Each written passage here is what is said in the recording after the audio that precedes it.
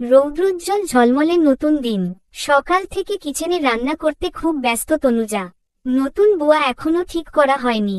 ওদিকে শিরিন সুলতানার মাথাটা ধরেছে, তাই এখনো নিচে আসেনি। আজ সকল কাজগ্রস্ত হাতে একা একাই করছে তনুজা। এতটুকু দম ফেলানোর ফুরসত মিলছে না তার।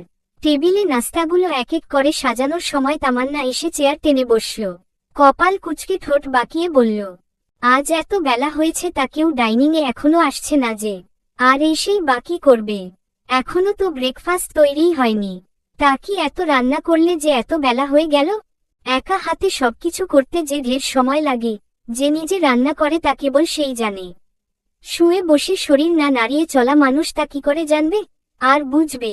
তনুজার জায়গায় অন্য কেউ হলে এভাবে বলতে দুবার ভাবত না। কিন্তু তনুজার ধাতে নেই কারো সাথে রুড আচরণ করা। তাই তো সে স্বভাবসুলভ নম্র স্বরে প্রত্যুত্তরে বলল, সরি ফুপি, একটু দেরি হয়ে গেল। পরোটা, আলুর দম, কালাভুনা আর সবজি। সামনে পরোটার প্লেট থেকে একটা পরোটা উঁচুতে তুলে নাক সিটকে তনুজার দিকে তাকালো তামান্না। রুর গলায় চেঁচিয়ে বলল, পরোটা? আমার রুটি কই? পরোটা বানিয়েছ ঠিক আছে, তবে জানো না তুমি, আমি তেলে ভাজা পরোটা খাই না। আমার জন্য তেল ছাড়া সেকে নিতে পারতে। তেলে চুপচুপ করছে সবগুলো। এখন আমি কি দিয়ে ব্রেকফাস্ট করব শুনি? ছোট্ট একটা দীর্ঘশ্বাস বেরোয় তনুজার বুক চিরে। পরপর বলে ওঠে, আপনার জন্য রুটি করেছি, কিচেনে আছে নিয়ে আসছি। এই বলে কিচেনে পা বাড়াবে তনুজা এমন সময় নজরে আসে গায়ে ৮৬ পিত রঙের শার্ট, হাতার আস্তিন কোনই অবধি গোটাতে গোটাতে এদিকে তাকিয়ে সিঁড়ি ভেঙে নামছে ইভান। ইভানের মুখাবয়ব বড্ড শান্ত, ধূসর চোখজোড়া স্থির। সেদিনের কথা মনে পড়তেই তনুজা চমকায়, অপ্রস্তুত হয়। সবটা শুনে থাকলে, যদি সেদিনের ন্যায় ফুপিকে তোত্তারা করে কিছু বলে উঠে ইভান। এই নিয়ে তনুজার ভেতর আতঙ্কের সৃষ্টি হয়। পরপর নজর সরিয়ে তনুজা কিচেনের দিকে পা বাড়ায়। ইভান চেয়ার টেনে বসে। এক এক করে নূরজাহান বেগম তারপর দিব্যর বাবা শাহরিয়ার মির্জা আসলেন। ইভান প্রথমে কথা তুলল, দিদুন, শুধু রান্নার জন্য দুটো বুয়া রাখবে। তুমি না পেলে আমায় বলবে, আমি আজকের মধ্যেই ঠিক করে দিব। নূরজাহান বললেন, একটা তো ধোয়া মোছার জন্য আছেই, আর রান্নার কাজে সাহায্য করার জন্য আবার দুটো দিয়ে কি হবে দাদুভাই? বাড়ির বউ আছে, কাল ওটাকে বিদায় দিয়েছি, আরেকটা ধীরস্থির ভাবে দেখে শুনে ঠিক করব। তনুজার কলেজ আছে, তারপর একজনকে সবসময় অহেতুক অর্ডার করা মানে তার উপর জুলুম করা। যারা নিজে কিছু না করে অর্ডার করবে, তাদের জন্য হলেও দরকার আছে। আচ্ছা, তোমাকে দেখতে হবে না, আমি নিজেই আজকে দুজনকে ঠিক করে পাঠিয়ে দিব। নূরজাহান ঢের বিরক্ত হয়, তবে আর কথা বাড়ালেন না। তামান্নার মুখটা থমথমে হয়ে যায়। ভেতরে ভেতরে রাগে হিসহিস করতে থাকে। ভাইপো ইনডিরেক্টলি বলল, তার বউয়ের উপর অহেতুক অর্ডার করে সে। মুখটা রাগে অন্ধকার হয়ে যায় তামান্নার। নূরজাহান তামান্নাকে উদ্দেশ্য করে শুধাল, নীতি পৌঁছে গিয়েছে কি? ফোন দিয়েছে? তা আজ এত তাড়াহুড়ো করে গেল? না খেয়ে দিয়েই সাত সকালে রওনা দিল যে। পরীক্ষা আছে নাকি? খানিকক্ষণ আগে আমি ফোন করেছিলাম, এখনো পৌঁছায়নি। আজকে নাকি ওর প্রেজেন্টেশন আছে, তাই সকাল সকাল চলে গিয়েছে। প্রেজেন্টেশন কি তা নূরজাহানের বোধগম্য হয় না। তবে বুঝলেন পরীক্ষার মতোই জরুরি কিছু একটা। তনুজা খাবার সার্ভ করছিল। আগে নূরজাহান আর চাচা শ্বশুরের প্লেটে পরোটা দেয়, তারপর ইভানের প্লেটে দিতে নেয়। ইভান চোখ তুলে তনুজার দিকে তাকালো। কিছু নোটিশ করে ইভানের কপাল কুঁচকে আসে। ইভান ভ্রু নাড়িয়ে ইশারা করে। তনুজা বুঝতে না পেরে বোকা বোকা চোখে চাইল। ইভান এবার এক আঙুল নিজের কপালে ডলে ইশারা করে ফিসফিসিয়ে বলে, আটার ডো। ওহ, অস্ফুটে আওড়ায় তনুজা। পরপর বুঝতে পেরে শাড়ির আঁচল টেনে কপালটা ডলে নেয়। মুহূর্তেই শুকিয়ে যাওয়া আটার খুঁতখুঁত শাড়ির আঁচলে জড়ায়। সবার খাওয়া দাওয়ার মাঝ পর্যায়ে দিব্য এসে বসে। মুখটা তার শুকনো, আশেপাশে তার নজর নেই। শাহরিয়ার মির্জা চোখ তুলে ছেলের দিকে চাইলেন, গম্ভীর মুখে শুধলেন, দিব্য, এসব কি শুনছি? দিব্য নির্লিপ্ততা। সেকেন্ডের পরে নেয় বাবাকে। বাবা কি বলবে তা যেন দিব্যর আগে থেকেই জানা। শাহরিয়ার সাহেব বলতে থাকেন, তোমার মাম্মা যা বলল তা সত্যি? তুমি নাকি সিদ্ধান্ত নিয়েছ তুমি ইউএসএ চলে যাবে? হু। দিব্য ছোট্ট করে জবাব দেয়। উপস্থিত সবাই অবাক হয়। শাহরিয়ার সাহেবের মুখটা আরেকটু গম্ভীর হয়ে আসে। কপালে প্রগাঢ় খাজ পড়ে ভরাট স্বরে ফের জিজ্ঞেস করলেন, হঠাৎ এই সিদ্ধান্ত? এমনি। ছেলের জবাব বড্ড গাছাড়া আর হেয়ালিপূর্ণ মনে হলো শাহরিয়ার মির্জার। চোখমুখ শক্ত হয়ে আসে এবার। মোটা গলায় বললেন, এমনি মানে? যখন পড়াশোনার জন্য আমি যেতে বলেছি তখন যাওনি তুমি? তোমার নাকি দেশে থাকতেই ভালো লাগে? বাইরে বিদেশ বিভুঁইয়ে অচেনা জায়গা, অপরিচিত সবার মাঝে তোমার ভালো লাগবে না? থাকতে পারবে না তুমি? দেশে ঘরের বাইরে বেরোলেই চেনা মুখ, পরিচিত সবার সাথে দেখা সাক্ষাৎ হয়। নিজের চেনা শহর ছেড়ে অন্যত্র গিয়ে থাকতে গেলে তোমার দম বন্ধ হয়ে যাবে। এমনই অজুহাত দিয়েছিলে, তা এখন হুট করে এমন বলছো কেন? আমার মাথায় ধরছে না। তোমার ডিসিশন শুনে তোমার মাম্মা তো অসুস্থ হয়ে পড়েছেন। যাই হোক, তুমি এসব চিন্তা বাদ দাও। অফিসে জয়েন না করতে চাও, না করলে বিসিএস দাও, বা তোমার যেটা ইচ্ছে সেটাই করো। দিব্য খাবার মুখে পুরে চিবুতে চিবুতে বলল, আমি মামার সাথে ফোনে রাতে কথা বলেছি। মামাকে সব ব্যবস্থা করতে বলেছি। আর আমি অনেক ভেবেচিন্তেই সিদ্ধান্ত নিয়েছি। নট হুট করে। আর তখনকার দিব্যর সাথে আজকের দিব্যকে মিলাতে যেও না, বাবা। তুমি এতটাও বড় হয়ে যাওনি দিব্য, যে নিজের ডিসিশন নিজেই নিবে। তোমার ভালো মন্দ সিদ্ধান্ত নেওয়ার জন্য তোমার বাবা মা বেঁচে আছে। ইভান মুখে থাকা খাবার চিবিয়ে যাচ্ছে। কেন জানি খানিকক্ষণ আগের মতো স্বাদ, তৃপ্তি নিয়ে খাওয়া যাচ্ছে না। গলাধকরণ করতে কষ্ট হচ্ছে। ইভানের অবচেতন মন দিব্যর এই সিদ্ধান্তের বিপক্ষে। মনের কোণে জমে থাকা রাগক্ষোভের পর্দা যেন দূরে সরতে চাইছে। সেখানে ছোট ভাইয়ের জন্য ফের আগের মতো এক টুকরো নির্মল ভালোবাসা, আদর স্নেহ ভিড় জমাচ্ছে। দিব্যর বাইরে যাওয়ার সিদ্ধান্ত শুনে কেমন মুষড়ে উঠল হৃদয়টা। পরম স্নেহ মাখা কণ্ঠে নিষেধ করতে ইচ্ছে করল, তবে অদৃশ্য একটা বাধা থাকায় মনে হওয়া কথাটা আর বলে উঠা হলো না ইভানের। তারপরও অন্তরাত্মা চাইছে দিব্য সাথেই থাকুক। কথা না হলো, চোখের দেখা তো হয়। হাজার হোক ভাই তো। নূরজাহান রুষ্ট কণ্ঠে বললেন, বুঝি না বাপু, তোমাদের এক একজনের মতিগতি বোঝা বড় দায়। কখন কার কি মনে ওঠে আর তাই করে বসো। ঠিক বিদেশ বিয়ে ওই সাদা চামড়া আর পাটের আশের মতন সোনালি চুলওয়ালা বিদেশিনী বিয়ে করবে। সবাই চুপচাপ থাকলেও মৃত্যু ফিক করে হেসে ওঠে। তনুজা একপাশে চুপচাপ দাঁড়িয়ে। শাহরিয়ার মির্জা আদেশের সুরে বললেন, দিব্য তুমি আমাদের একমাত্র সন্তান। তোমার মা তোমাকে ছাড়া থাকতে পারবে না। শুনেই অসুস্থ হয়ে পড়েছে। তুমি যাওয়ার পর একদম শয্যাশায়ী হয়ে যাবে আমি শিওর। তাই বলছি পাগলামি বাদ দাও। দিব্য নির্বিকার ভাবে বলল, সরি বাবা, সম্ভব নয়। আমি মামার সাথে কথা বলেছি। যত তাড়াতাড়ি সম্ভব সব প্রসেস যেন শেষ হয় বলে দিয়েছি। আর আমি আমার সিদ্ধান্তে অটল অনড়। শাহরিয়ার মির্জা এবার তেতে উঠলেন। কণ্ঠটা বেশ চড়িয়ে বলল, ছোট থেকেই তুমি জিদি, রাগী ঠিক আছে। তোমার যা মনে হয় তাই করো, সেটাও ঠিক আছে। তাই বলে আমাদের একটা কথাও রাখবে না, এটা কখনোই আশা করিনি তোমার কাছে। সেই তখন থেকে নিজের মেজাজকে শান্ত রাখার আপ্রাণ চেষ্টা করছিল দিব্য। বাবার কথা এবার আর শান্ত থাকা হলো না। ঝট করে মেজাজটা চটে গেল। ক্ষিপ্ত হলো সে। বসা থেকে দাঁড়িয়ে চেঁচিয়ে উঠল, হ্যাঁ, আমার যা মনে হয় আমি তাই করি। আর সেটা সবার কাছে সবসময় রং হয়। আর এটা আমার ব্যক্তিগত সিদ্ধান্ত। আমি চাইব সেখানে কেউ হস্তক্ষেপ করবে না, কারো মতামত আমার উপর চাপিয়ে দিবে না। আমার মনে হয়েছে তাই আমি বাইরে যেতে চাচ্ছি।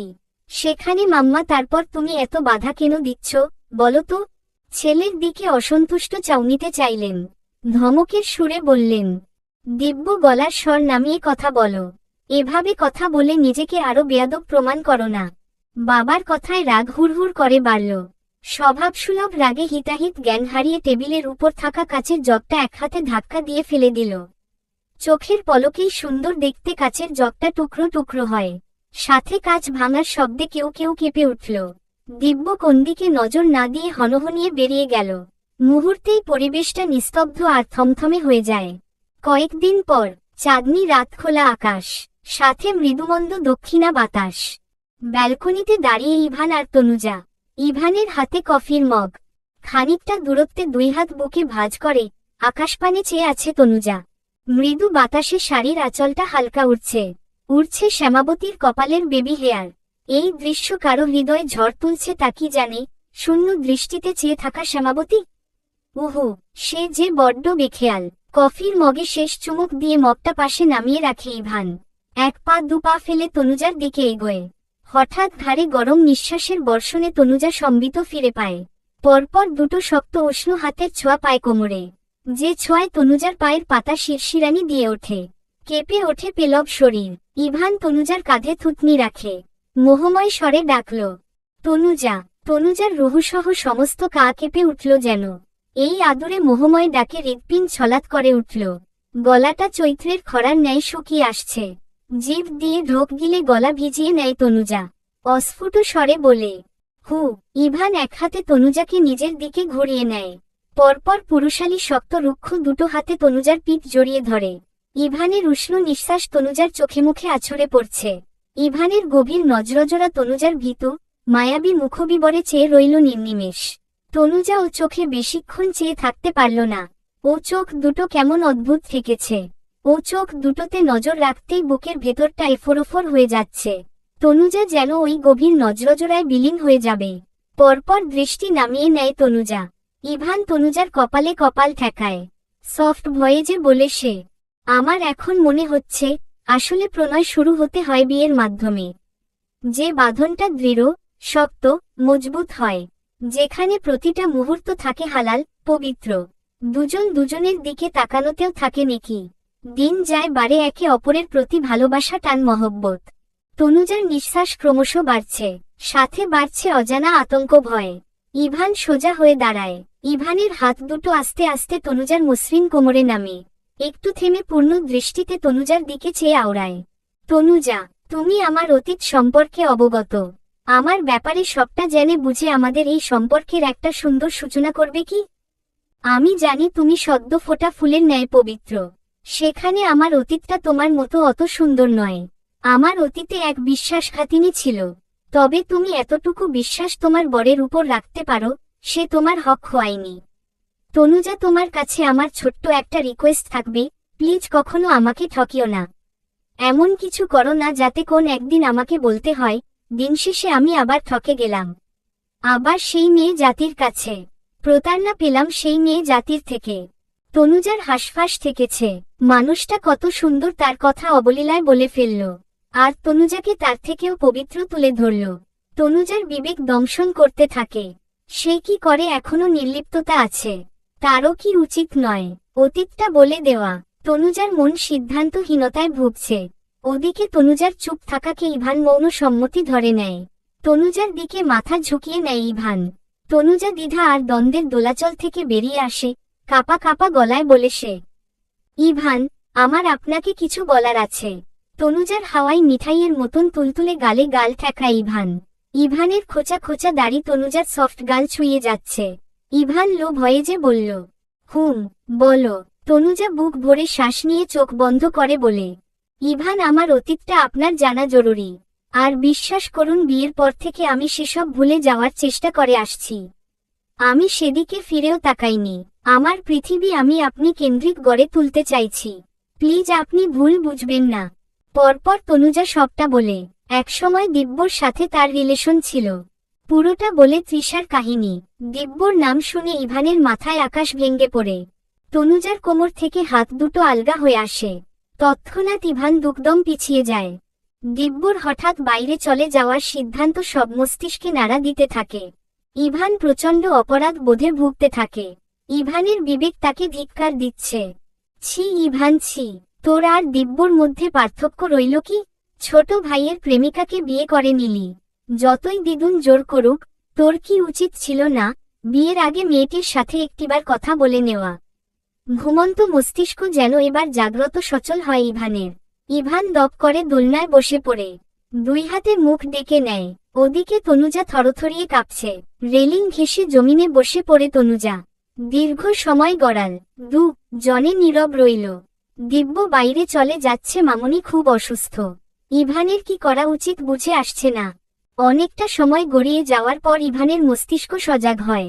ইভান অনেক ভেবেচিন্তে সিদ্ধান্ত নেয়। পাথরের মূর্তির মতন ঠাই বসেই বলল, এই বিয়েটা তো জোর করে হয়েছে, তাও ভুল বোঝাবুঝিতে।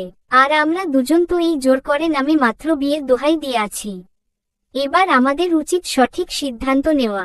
আমি কালকেই উকিলের সাথে কথা বলবো আমাদের ডিভোর্সের জন্য। যেহেতু বিয়েটা চাপে পড়ে হয়েছে তাই এটাকে সারা জীবন টেনে বেড়ানোর মানে হয় না। তুমি চিন্তা করো না, আমি আমার তরফ হতে তোমাকে মুক্তি দিব। এখনো সময় আছে, তুমি দিব্যর সাথে জীবনটা গুছিয়ে নিতে পারবে। এ ব্যাপারে তোমাকে কেউ দায়ী করবে না। সমস্ত দায়ভার আমি নিজেই বহন করব। তনুজার ভীষণ কান্না পেল, হাঁটুতে মুখ গুজে ঝরঝরিয়ে কেঁদে উঠল। কারো ধাক্কাতে হুঁশ হয় তনুজার। দপ করে চোখ মেলে চাইতেন হালকা সবুজ আলোয় আলোকিত হওয়া ছাদ দেখতে পায়। পরপর ইভানের দিকে নজর পড়ে, যে কিনা উদ্বিগ্ন হয়ে তনুজার মুখের দিকে ঝুঁকে আছে। ঘুমের মধ্যকার কান্নার শব্দ কেমন বাইরে উম করে আসছিল। তনুজা নড়ছিল আর শব্দটা হচ্ছিল। ইভানের ঘুম ভেঙে যায়। তড়িৎ তনুজার পাশে ঝুঁকে এক হাতে তনুজাকে ধাক্কা দিয়ে হালকা স্বরে ডাকে, তনুজা, তনুজা, ঠিক আছো তুমি? তনুজার শ্বাস প্রশ্বাস দ্রুত উঠানামা করছে। অস্থির চিত্তেই চোখের কালোমণি এদিক ওদিক ঘুরিয়ে ঘরময় নজর বুলায়। উফ, তার মানে ওটা দুঃস্বপ্ন ছিল। এতক্ষণ স্বপ্ন দেখছিল এটা ঠাহর করে তনুজা। তবুও রীতিমতো বুকটা ধরফরিয়ে কাঁপছে তার। সাথে গলা শুকিয়ে কাঠ হয়ে আসছে, হাত পা অবশ হয়ে আসছে। শুকনো ঢোক গিলে তড়িঘড়ি করে শোয়া থেকে উঠে বসে তনুজা। তারপর আচমকা ইভানের বুকে গা এলিয়ে দেয়। মাথাটা ইভানের বুকের উপর পড়ে। ইভান এক হাতে তনুজাকে আগলে নেয়। তনুজা হয়তো কোনো দুঃস্বপ্ন দেখেছে অনুমান করে ইভান। তনুজার শরীর থরথরিয়ে কাঁপছে, ইভান অনুভব করে সেই কম্পন। ইভানের হাতটা তনুজার চুলের ভাঁজে যায়। মাথায় হাত বুলিয়ে বলল, তনুজা, কি হয়েছে? দুঃস্বপ্ন দেখেছ? ইভানের বুকে তনুজার মাথা। ইভানের হার্টবিট শুনতে পারছে সে। মানুষটাও তাকে নিয়ে নিশ্চয় ঘাবড়ে গিয়েছে। এই কেমন দ্রুত গতিতে হৃৎপিণ্ডটা চলছে। তনুজা চোখ দুটো বুজে নেয়। পরম একটা শান্তির জায়গায় মাথাটা রেখেছে এমন অনুভূতি হচ্ছে। আজ প্রথম সজ্ঞানে ইভানকে জড়িয়ে আছে সে।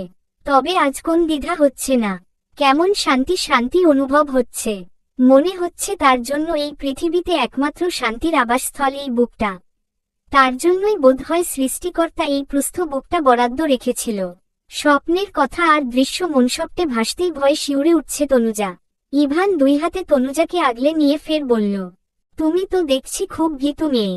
স্বপ্ন দেখে একদম নার্সারিতে পড়ুয়া বাচ্চাদের থেকেও বেশি ভয় পাচ্ছ। Relax Tanuja, relax. এত ভয় পাওয়ার কিচ্ছু নেই। আমি আছি তো। কথাটা তনুজার অস্থির চিত্তে এক টুকরো প্রশান্তি নিয়ে আসলো। তনুজা ইভানের পিঠের টি-শার্ট সহ আরেকটু শক্ত করে জড়িয়ে ধরল। অনেকটা সময় এভাবেই কাটল। ইভানের ভেতরেও একটা সুপ্ত অনুভূতি জন্মাতে থাকে। ভালো লাগায় আবেশিত হয় হৃদয়। ঝকঝকে তকতকে বর্ষর পরিপাটি আলিশান অফিস রুমের রিভলভিং কালো চেয়ারটায় বসে ইভান। হাত দুটো তার ল্যাপটপের কিবোর্ডে, চোখ দুটো স্থির স্ক্রিনে। কাজ করতে গিয়ে হঠাৎ তনুজার কথা মনে পড়ল। ইদানিং তার মনমস্তিষ্কের দখলদায়িত্ব নেওয়া শুরু করেছে মেয়েটা। হুটহাট করেই তার তনুজার কথা মনে পড়ে যায়। এই যে এখন কাজের মাঝেও হঠাৎ তনুজার কথা মনে উঠল। ইভান স্ক্রিনে সময় দেখল, 3:45 বাজে। আজ ড্রাইভারকে বলে রেখেছিল তনুজাকে কলেজ থেকে বাসায় পৌঁছে দিতে। 3টায় ক্লাস শেষ হওয়ার কথা। তনুজাকে বাসায় ড্রপ করে দিয়েছে কিনা জানার জন্য ফোন হাতে নেয় ইভান। এর মধ্যে ফোনে বাড়ির নম্বর থেকে কল আসে। বাড়ি থেকে এই সময় হঠাৎ কল? ভাবতে ভাবতে ফোন রিসিভ করে ইভান। ফোনের ওপাশ থেকে মৃত্যুর বলা কথা শুনে ইভান উদ্বিগ্ন হয়। সেকেন্ডেই চোখে মুখে চিন্তার ছাপ পড়ে। কণ্ঠে ঝরে পড়ে সমস্ত উদ্বেগ উদ্বিগ্নতা। তনুজা, কি হয়েছে তনুজার? চলবে।